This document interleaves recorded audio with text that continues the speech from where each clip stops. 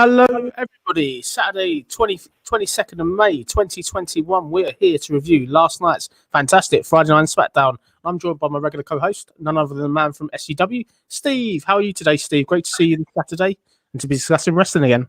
Absolutely. Thanks for having us back here. What a great Smackdown. Really enjoyed that. Looking to dive in and dissect everything, segment by segment. And looking forward to what everybody thinks of the show today. Yeah, definitely let us know in the comments what you thought of the show. I thought, going into it, initial thoughts even before we cover the show, what an impressive show this was to me. The contrast between this and Raw, as we've discussed before, it's just night and day, but they're on the money. Whoever's writing SmackDown at the moment, it just goes so quick. I want to see more and more. I can't believe I want to see a longer show, but I was craving more by the end of it. I don't know if you feel the same. Yeah, I mean, the thing is, SmackDown, like you say, it's that perfect length of the show. And it's such a nice feeling at the end of SmackDown to go, I can take more. Where on Raw, you get to the third hour, you're like, please let it end. Yeah. And it's crazy to think there's two different companies writing the same. It's the same company writing two different shows. And they get one perfect and the other just doesn't quite click. And there's so many segments of thinking with SmackDown and Raw over the years, when we switch superstars, will it make it better? There's just something with the Raw side that doesn't connect. But SmackDown, thankfully, we're bleeding blue today, and we're talking SmackDown because it's going to be a fun ride here. I'm looking forward to it. Really looking forward to discuss with you. So let's get into it then. So the show opens up. We've got the Parade of Champions. So we've got all the champions there, minus Roman Reigns. Sonya Deville's there in her new GM role. Sonya announces they're going to be leaving the Thunderdome, which is really, really positive news. Really, really happy about that. Obviously, getting fans back. I think for me, even though we had fans at WrestleMania, I can't wait to see the fans back. It'd be really great to see a gauge of what the reaction is to people, because we think in our heads certain people are really, really over because of the crowd noises that are being piped in. Are you excited to see fans back? That's kind of the first thing, really. I can't wait. I mean, like you say, it's going to be so great to get that gauge there. And I think Silk, that's been on some of your other reviews as well, has said that this is something that we need as WWE then can really see what's connecting, what's not, and we actually make it a better product for it. We actually speak about Raw being actually the show that's struggling at the moment. With that gauge of what's right and what's wrong with that, maybe they can improve that. But what I think WWE will pleasantly learn is that we're very satisfied with SmackDown with a lot of what's happening. So fingers crossed that continues. I agree. I think it will. I think there's no reason why it won't continue. We'll get into this segment then. So the segment obviously opens up. We've got all the champions there, minus Roman Reigns. Sonya Deville's there. She's kind of announcing, obviously, about what we said about they're going back on the road. Crucially, it ends up sort of that it's a parade of sort of title holders. Interesting enough, we don't have Roman Reigns there. It looks like, obviously, that sort of Sonya summons him. None other than Paul Heyman, the advocate, comes out. Paul Heyman basically says, how nice, a parade of champions, except for it's not a parade of champions, it's a parade of title holders. Roman Reigns kind of comes out when he wants. Really kind of fun at that point. You can see the amount of heat that sort of Paul Heyman's getting. I think it was a great job. An interesting note, they played Roman Reigns' old music, which I think was a really nice touch, really, really clever. It's almost like Roman Reigns gets the proper Regal music, but Paul Heyman doesn't, which is great. It's great booking. It's really, really clever from WWE. I've got to say that. What did you make of the promo up until that point before we go into what happened next? Yeah, I mean, when you look at the whole thing here, I felt this felt fresh and different and exciting to start the show because, we had that big announcement, like you say, the fans coming back and something we can really look forward to. But all the champions that were standing there, I don't really remember so many occasions that WWE have done this in the past. And I mean, if they have done it, credit, it's not something they've done as a go-to. Sometimes we see these little gimmicks that we see all the time, like maybe a foot is on the rope for a free count or something, like the way the shows are structured. They can be very repetitive. This felt very fresh and different. The only thing I can even compare it to is back the night after TLC 2011 with CM Punk, Daniel Bryan and Zack Ryder when they all won the gold, parading together with the belts in the ring. But this, the way it was presented, the whole thing, it was very exciting. I liked the way it was done. And like you say, when Paul Heyman came out, that line there, just something with Heyman and Reigns right now, they know how to be savage and bury the whole crew. It doesn't matter who it is. Doesn't matter. It's even if you're champions, you're just title holders. You're not the one. You're not the head of the table. You're not the tribal chief. You're not Roman Reigns. And I absolutely loved it. I thought it was spectacular. It was a really, really fun watch. Definitely. You've got to put it out there, though, Steve. Looking like this logically, you always think with Paul Heyman before this gimmick started with Roman Reigns, Heyman's only left people that can't talk, but the fact that he's there with Roman Reigns is just as good talker as Paul Heyman. They really, really complement each other. I think they may be the greatest manager-wrestler partnership in WWE history. I'm putting it out there now. I think the fact that they've rebuilt Roman Reigns so well, I can't go on with enough superlatives for Roman Reigns, obviously, but we'll carry on with what happened in the segment. So, crucially, Paul Heyman goes away. He does say that Roman Reigns will be out later. Then we get Bayley out. So, Bayley's out there. She basically starts calling out kind of the wrestlers. everybody kind of gets put down besides Apollo Crews, which is really nice. I like that. That's a heel on a heel. That's really, really, really good. It's really clever. And then obviously what we then do is we get Bayley there. She basically ends up sort of saying that she wants to get another shot at Bianca Belair. It does end up from nowhere. We get Shayna Baszler and Nia Jax taking out Belair. We then go to a break. So what did you think of the end of the segment? So let's break this bit down a little bit. We start there with Bayley coming in there. And obviously she's saying there about how we've seen the credit done to all the people that really raised the bar during the Thunderdome era. But what about her? She was there last summer. She was SmackDown Women's Champion, the longest reigning one, former tag team champion as well on all three brands. Bayley had a legit reason to get annoyed with that, and I think was spot on what Bayley was actually saying. I really enjoyed the interaction. Like she said, she buried the baby faces, not Apollo. We didn't even mention Apollo actually had a few words on the mic previously, obviously hyping up the main event for the evening, which is something we were all looking forward to going into the show. The fact that Apollo was so cocky about retaining gave me a small belief that we could have been getting a new champion when going into the show. I was so confident he was retaining, so it's nice to have that seed of doubt placed in. But then comes the minor nitpick. Okay, so yeah, now we've got Bianca Belair and Bayley facing off. Really enjoyed that idea because we're continuing that feud onwards. But why is Nia Jax and Shayna Baszler there? They lost the women's tag team champions. They are from Raw. They are not from SmackDown. So why are they here making the attack? Obviously, then it leads, like you say, to a melee. Natalya, Tamina coming to make the save. We go to commercial break. We come back. We've got a 6-woman tag team match. It's just me. Is it the wild card? Is it that quarterly? What's going on? Why is Nia Jax and Shayna Baszler there? But do you know what? It leads to a 6-woman tag team match, which I know you're going to discuss for us right now, which turned out to be quite a fun match. Definitely. So going into your point, Steve, thank you very much. I agree. You make some great points. The only way I can try and defend that in any sort of way is they did announce on the commentary, I think it was McAfee, this is the quarterly brand invitational, basically. But I agree. It briefly mentioned it, but I would agree with you, though. I think 100% that it's strange they're there, but I get they've got this history. It was quite a nice way to get to a 6-woman tag, I felt. Going to quickly go to the comments just before we go into the match. Noob and Co, good afternoon, Noob. Thank you very much for your comment. I hope you're well. Thank you for checking out the stream. Got a good one here from Martin Carrillo. Good afternoon, Martin. Thank you very much for your comment and check out that stream as always. Hello, good afternoon, Jonesy Steve. It's amazing to watch an enjoyable WWE show.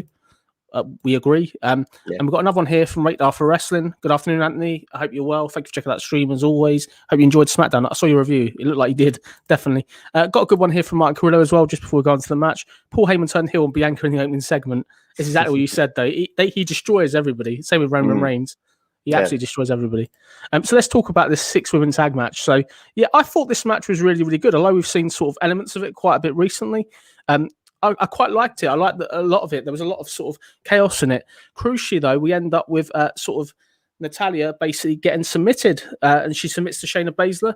Interested to see kind of where this goes. Obviously, this doesn't really bear any relevance to what we've been seeing on Raw with Alexa Bliss and stuff like that. What did you make of the 6-women tag and the fact that the Hill's got a win here?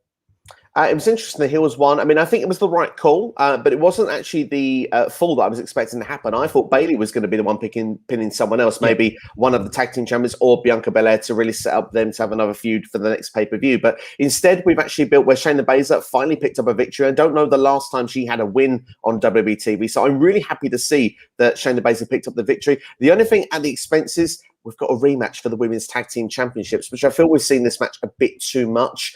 So that's my nitpick. It's 2 nitpicks in the opening bit, but overall, I found it very enjoyable. The Bianca and Bayley stuff in particular, I'm really invested in. Definitely. Thank you for the diagnosis. I really agree with the points you make. I've got to say like this. I think the women's tag team division's a bit short, which is maybe why they're having to go back to this rematch. But I kind of get it. Well, maybe it'll be one and done, but I'm just surprised. Obviously, I thought it was kind of done, that feud, but it's back. But I get it. Bianca and Bayley, not Bianca Bayley. So yeah, Bianca and Bayley. I think that's a really good feud so far. Even though Bianca's dominated it, they need to go up a gear. The way you go up a gear, in my opinion, I thought it would be interesting. This, Steve, it may be too early for this. Let's do hair versus hair at Hell in a Cell, unless you want to go to Hell in a Cell. I quite like that. Would you be booking that, or do you think it's too soon? I mean, at one point, we're going to have that with Bianca Belair. So that's why I really like the idea of it, because it seems a destiny at some point in her career.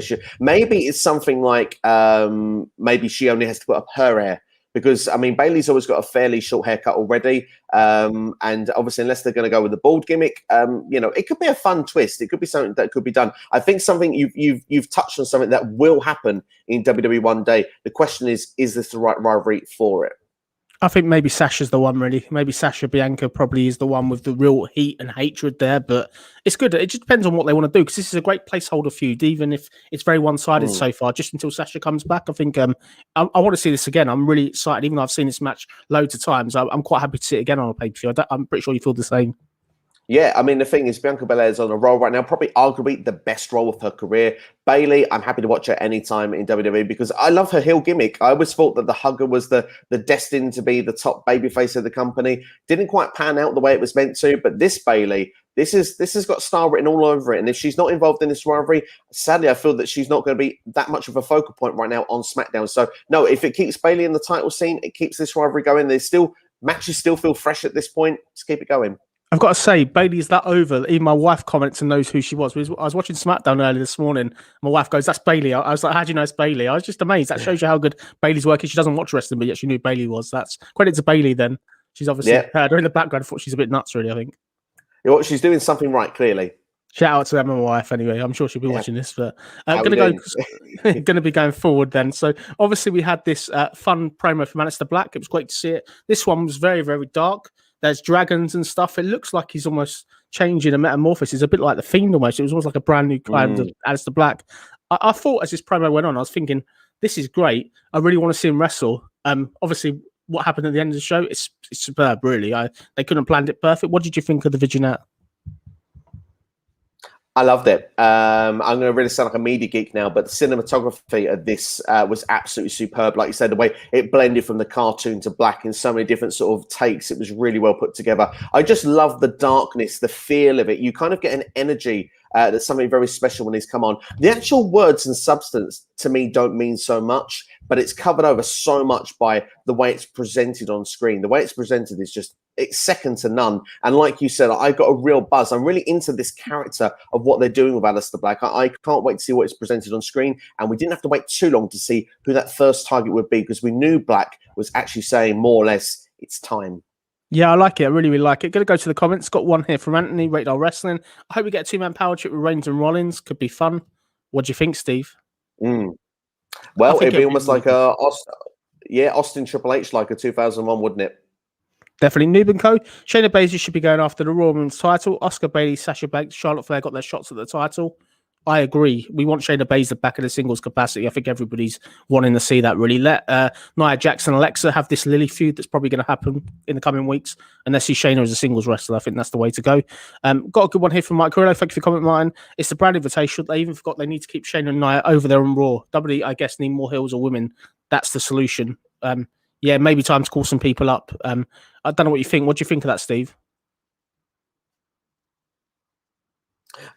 Yeah, I mean, that's the thing, isn't it? They need to keep everyone there on Raw. Yeah, I agree with the comment. I think it's spot on, personally. Definitely. Okay, just going to carry on with the show then. So going forward then, we then obviously had this singles match, King Corbin, Nakamura. Let's go into this then. It's great to see this follow-up from last week that was built clearly over the crown. Really, really kind of good the way they built this feud up. It feels very, very big for Nakamura. Crucially, we get Rick Boogs obviously debuting, doing the guitar there, which is great. Great to see him there with Nakamura. He's doing the entrance to Nakamura. Nakamura's entrance, it feels so big this time. What did you think of Nakamura's entrance and Rick Boog this week, Steve? I absolutely loved it. It's a bit of a random pairing, but do you know what? The way that the music was played, like you say, it was awesome. What I really like about this is that with Shinsuke Nakamura and with King Corbin, this is a feud that's many people, if you said on paper, are you interested in, would have said no. But I really like what they're doing with it, with the crown, with the way that Shinsuke Nakamura is sort of celebrating with it. I love Pat McAfee almost saying, like, because Michael Cole's lines about the, King Corbin without his crown, Cole taking the babyface route again. I didn't realize how bald he was. And you got Pat McAfee like, he's a good looking man. Look at that jawline. You can really see those details more without the crown. You can see that sort of play by play and that sort of that face and heel dynamic. But when it comes to actual match itself, it's very throwback to like the Attitude Era, like I say, because back then a feud like this, they aren't two superstars right now. I mean, Nakamura excites people, but Corbin certainly doesn't. But this is a feud that's definitely more presented well on WWE TV. And that's the sort of thing you would have got back in the day. Perhaps not the most over people in the company, but still had a story that you could be invested in. And I think they've really done a good job with this. Yeah, I agree. I think the thing with it is, even with the entrance, this is the first Nakamura entrance where I've really felt NXT like, where I felt that he's back to almost what he was before. But I really enjoyed it. I thought this match wouldn't really work, but really surprised me. Crucially, Nakamura gets the win. The Nakamura push seems to be on. I'm really enjoying it. I think we're going to see this match again soon, but I wouldn't mind that. Would you, Steve? No, I'd be up for seeing it again. I want to see like for the crown or something like that. Perhaps even so, because I think Shinsuke really suits this role. It's really giving him a bit of a new edge going forward. And I think Corbin, to be honest, he's got a bit stale with the King gimmick. So it would be quite fun to see him go into pastures new, maybe refresh, maybe bring back that Lone Wolf gimmick. That would be quite cool to see back on SmackDown once again. Definitely. Martin Carrillo, great comment, Martin. Thoughts on Pat McAfee playing the air guitar and Cole joining Nakamura's entrance? Hilarious. Pat McAfee is just great so far. What do you think, Steve, of that comment? Loved it. It feels like someone like Vince McMahon would have been in his ear to do something like that. It was hilarious to watch. Definitely. So we then obviously had a backstage promo. We've got Sonya Deville. She's there with Jimmy Uso. Jimmy's obviously backstage. He's talking to Sonya in an effort to get the Usos back. She asks Jimmy if he's checked with Jay, if he's happy to go in a tag match. Jimmy tells Sonya they want the smoke. Sonya says a match is so big it has to be promoted, but next week it'll be the Usos versus Street Profits. I really like this. They're building up a big match for next week, which is really smart. You want to advertise what you've got to look forward to on next week's show, so I enjoyed that. What do you think of the promo in this announcement? Loved it. And a promotion of tag team wrestling. WWE promoting tag team wrestling. How long has it been since it felt so important on SmackDown? It's now the Usos are back in town. It really feels like this is going to be big again. And Street Profits, one of the biggest teams on SmackDown. I'm really looking forward to this. Should be a lot of fun and seeing how the storyline dynamic will play out with Jimmy and Jay. Definitely. Do we think it's actually going to happen next week, or do you think there's going to be something that stops it happening? Because I'll be interested to see whether they make it as a tag team, like into a tag team match, based on the heat and stuff that's going on at the moment with the Roman camp, basically. There's lots of different ways they can take it. I mean, Jay is going to be put in a very difficult situation. Obviously, not to jump too far ahead in the show, but Roman obviously made his point clear. It was like, there's only one we. It's not Usos. It's you and me. That's what it is. It's Roman and Jay, not Jimmy and Jay. So, yeah, like you say, will Jimmy walk out Jay walk out halfway through the match, causing Jimmy and Jay to have a feud? Is it going to be something that's going to, annoy the Tribal Chief if Jay takes part in a tag team match? This whole dynamic is so fun to watch. So I'm looking forward to seeing what the next layer of the storyline is going to be. Definitely. Martin Carrillo with a crucial point. Why didn't Jimmy wear the Nobody's Bitch shirt this week? I'm confused that he promoted it last week. Now it's disappeared. I agree. This could have been the Austin 316 shirt of probably 2021. What do you think of that comment, Steve? Yeah, I mean, where was it? We were looking to see it, but no, it wasn't there this week, sadly. Definitely. Moving forward then, so we've obviously got in ring, we've got Roman Reigns with Paul Heyman, Jey Uso. It's time to obviously hear from the head of the table. We got sort of quite a long entrance. It took quite a while for him to get to the ring. Crucially, obviously, we've got a fantastic promo. We've got there's an announcement of how many people Roman's beat. So he's beat Braun Strowman, he's beat Daniel Bryan, destroyed Edge, loads of superlatives. It just goes on and on, which is really, really good. When you look back at how many people Roman has beaten, it's just amazing. This is why we need to acknowledge him, and this is why this guy is the best thing in wrestling at the moment. What do you think of the promo at this point? They're just savage, aren't they? They're just putting Roman over big style. There wasn't as much in this to take away as perhaps some of the things which furthers on feuds, but sometimes it's nice to reflect of what you've done. And it was a very nice place this week because Roman, he's had another fantastic match with an up-and-comer like Cesaro. It makes Cesaro look amazing as well because Cesaro had that 30-minute match with someone who's destroyed all of those people. It also puts a little bit of flavor in stuff that they can do in the future. The Fiend went to Raw. Well, what if the Fiend is to come back on SmackDown at some point and actually go against the Fiend, go against Roman Reigns, sorry. There's certainly little teasers of all different directions that they can go long-term with it, but to take it for what it is for now, for substance, let's just acknowledge our head of the table. He's done a great job so far. Let's hope it continues.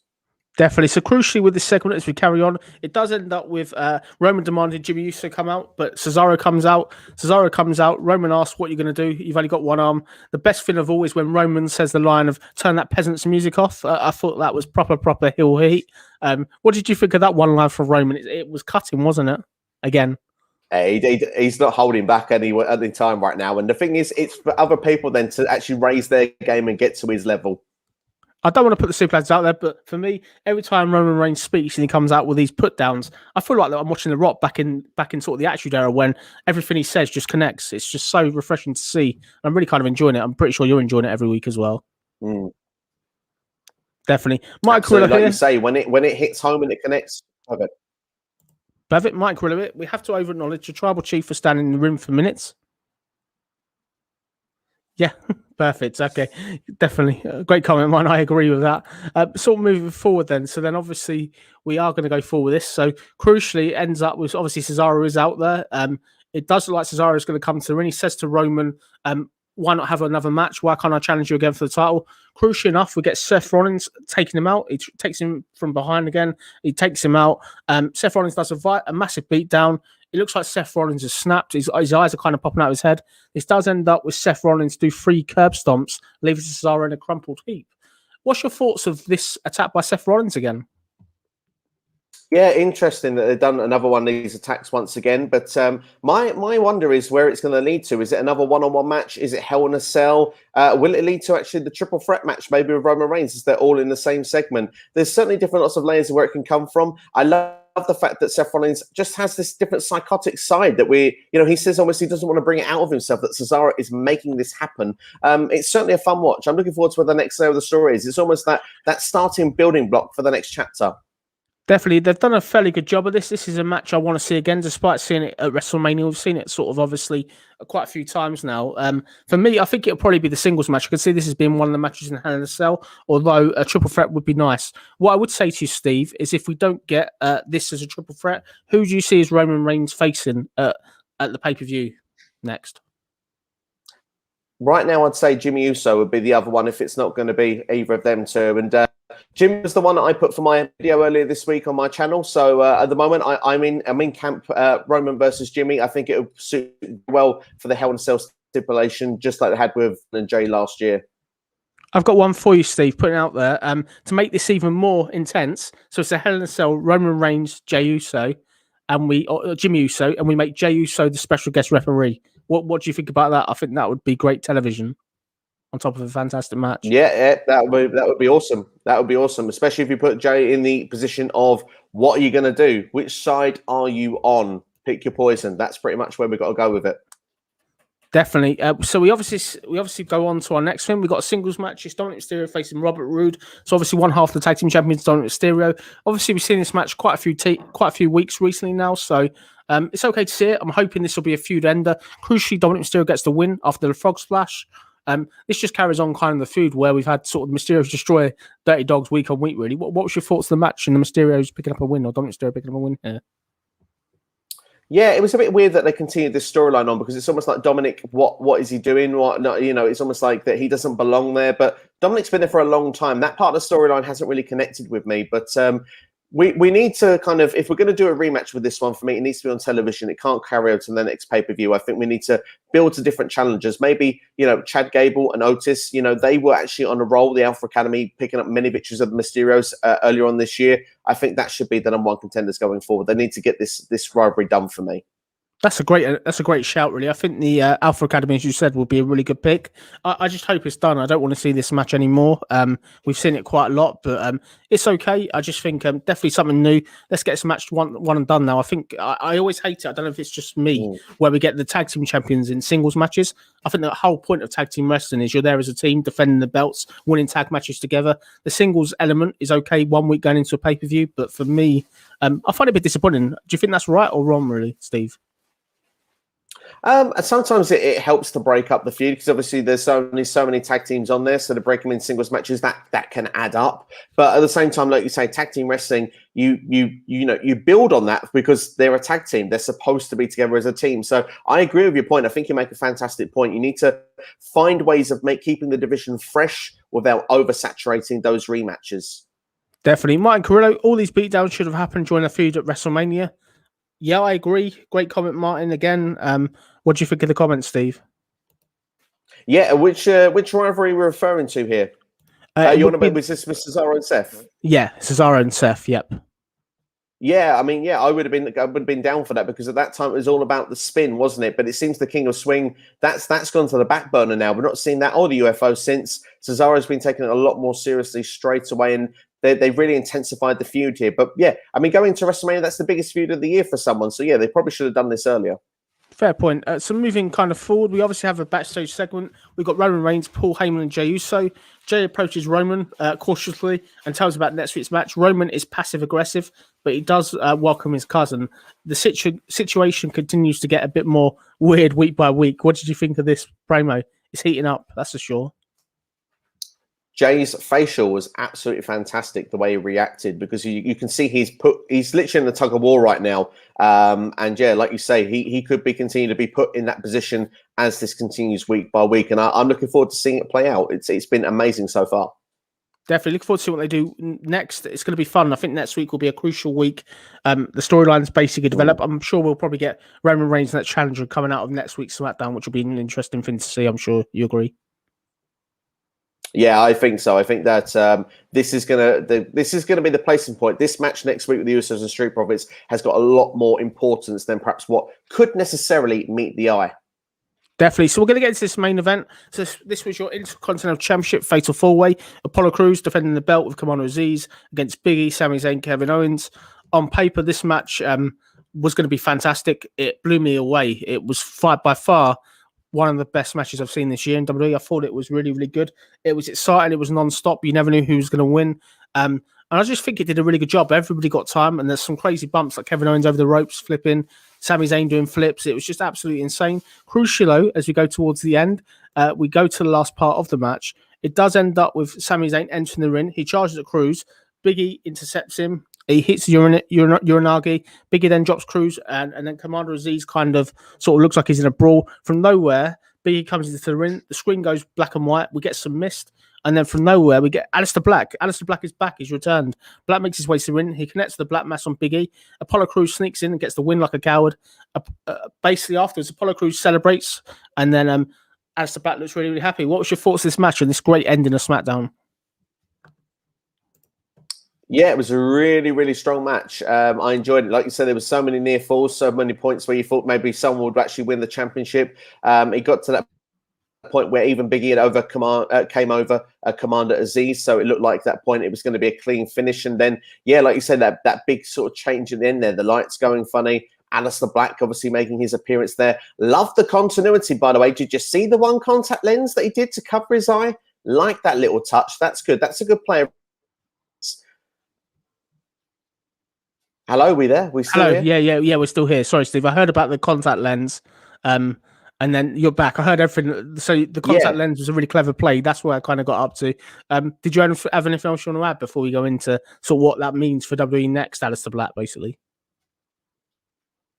Yeah, well, obviously he's made his target in Big E. We don't really know the what's, ifs, or whys, but perhaps you would imagine Big E with his, fun flavor, that's probably what it's going to be here, that kind of fun-loving Big E against that dark mystique character of Aleister Black. I think that's what it's going to probably lead to going forward. But I'm really excited. A Big E and Aleister Black feud, that's really cool. And Aleister Black's not just coming back and beating jobbers for the next sort of few weeks or months. We actually got him in a big, meaningful program where everyone was worried that the way Aleister Black was going to be booked. This actually comes in and thinks Black is going to come back. It's going to be a player, which is what we want to see. Yes, it's not right at the top of the card, but Big E, he's someone very influential. Big E's going up now from the Intercontinental title scene. So this is going to be that sort of upper mid-card area. I'm really looking forward to seeing how it's going to play out. And Jonesy, like you said, you give this match high praise here. What are your thoughts with this idea of a feud going forward?